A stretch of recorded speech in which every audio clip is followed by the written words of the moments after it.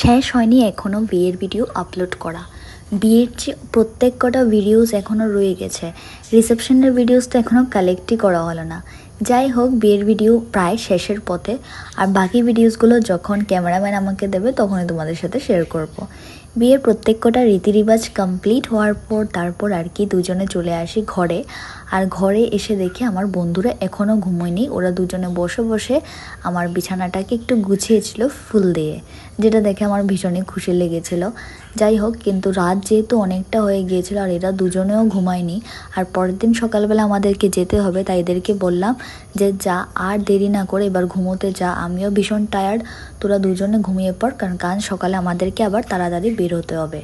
তারপর আর কি পরের দিন সকালবেলার যে ভিডিওসগুলো সেগুলি আর নেওয়া হয়নি, কারণ আমার মনটা ভালো ছিল না, তো আমি ওদেরকে বারণ করেছিলাম।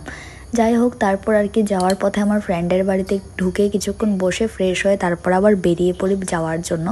যেহেতু যাওয়ার জন্য রাস্তাটা ছিল প্রায় অনেকটা ঘন্টার, তাই অনেক সময় লেগে